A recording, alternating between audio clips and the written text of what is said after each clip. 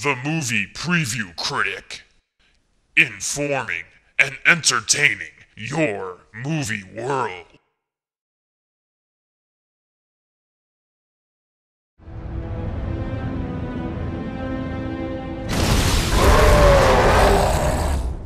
Of all the superheroes, the Incredible Hulk is the one that humans can relate to the most, because he's so primal, so basic. He gets angry, it unleashes the beast within, and the result is Hulk Smash! We've all been in situations where we've lost control and given into the rage. Even the #1 movie on the AFI 100 list has a Hulk Smash moment. Citizen Kane Smash!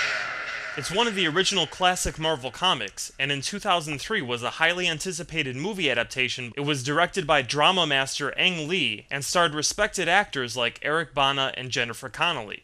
Early on, all signs seemed positive, as it earned $62 million opening weekend, but horrible word of mouth caused a huge drop-off in the weeks that followed, and the Hulk took the #1 spot in US box office records as a movie to have a $60 million opening, which in the end failed to make $150 million. So what was so bad about it? Why were audiences saying that instead of the Hulk smashing, the Hulk was taking a big green on a 70-foot screen? After rewatching the movie, the problem areas become obvious. First, the origins of the Hulk are way different than that of what we know. In the comics, and in the show, Bruce Banner is a super smart scientist whose gamma research leads to an accident that makes him the Hulk. In the 2003 movie, it was David Banner, Bruce's father, who gave him the dormant qualities of the Hulk, which were unleashed during a freak gamma ray accident later. Second, there's the whole twist at the end with David Banner becoming a shape-shifting monster that drains the power or takes on the qualities of anything and anyone he touches. But this happens during the last half hour. It's so out of the blue and has no setup. Then, because the filmmakers know the Hulk needs a third act opponent, he ends up being the one who battles the Hulk in the climax. It's really forced and doesn't feel like it belongs. For example, watch this scene. It's so strange and out of place. It feels like an inside the actor's studio acting 101 exercise.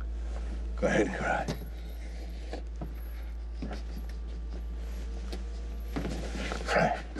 Cry until you good. Don't touch me! Maybe once you were my father.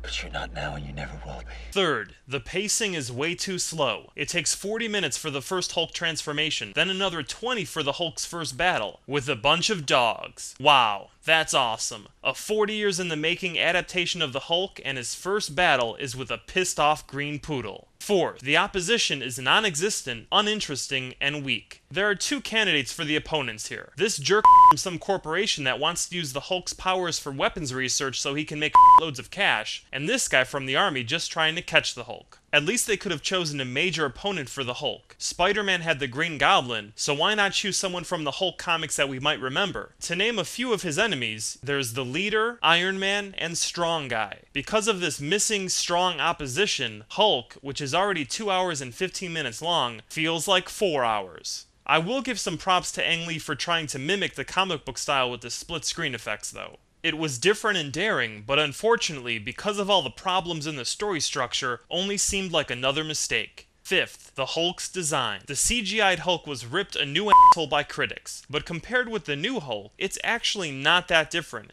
This 2008 version is just a little more wrinkled and a little less green. The fact may be that the Hulk just doesn't work on screen. That because you need CGI to make him lifelike, he's gonna look fake no matter what. But in the end, that won't stop us from enjoying this movie. Especially if they fix the final problem with the Ang Lee version, the fact that it wasn't Bruce Banner's story.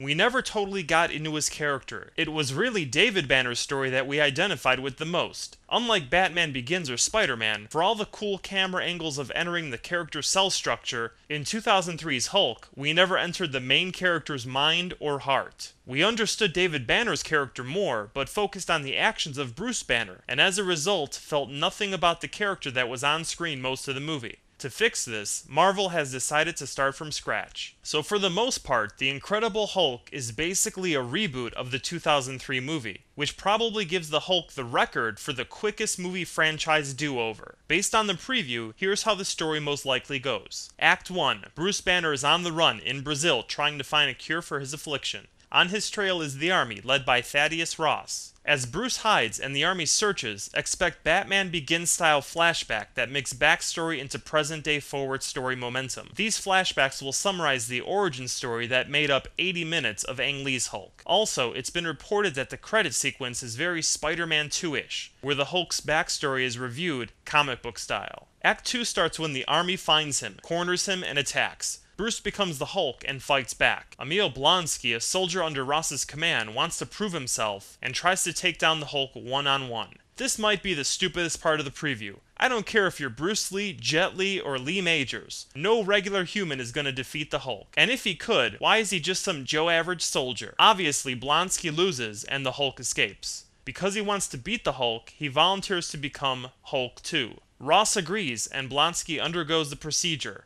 Of course something goes wrong and he becomes the Abomination, a creature stronger and crazier than the Hulk. And the only thing that can stop this new monster Hulk is the original. Oh, and look for a cameo by Tony Stark in this section of the movie. This is a nice fun little surprise, but you have to wonder why the marketing team decided to ruin it for fans by promoting it in the TV spots. You get the feeling that they're a little insecure here about the opening weekend box office prospects.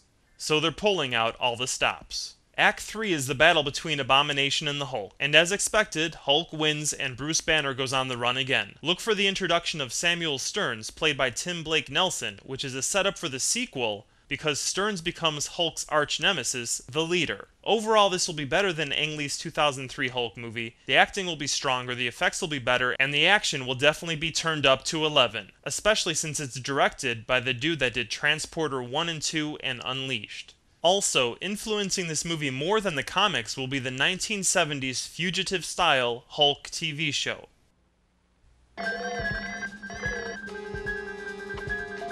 Dr. David Banner, physician, scientist, searching for a way to tap into the hidden strengths that all humans have.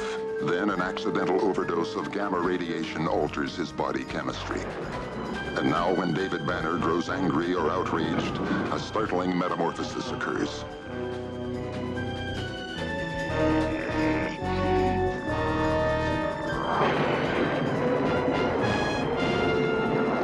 The movie preview critic rates The Incredible Hulk worthy of big screen viewing. See it at regular price on a weekend night in a packed theater. You'll see it because you love comic book adaptations, action, CGI, and the actors involved. It's also a franchise rejuvenation attempt and should make for a perfect bros night out. Finally, let's find The Incredible Hulk's place in movie history. In terms of superhero movies, it'll be better than Elektra, Daredevil, The Avengers, Superman 3, 4, Superman Returns, Batman and Robin, Batman Forever, Spider-Man 3, X-Men 3, and 2003's Hulk.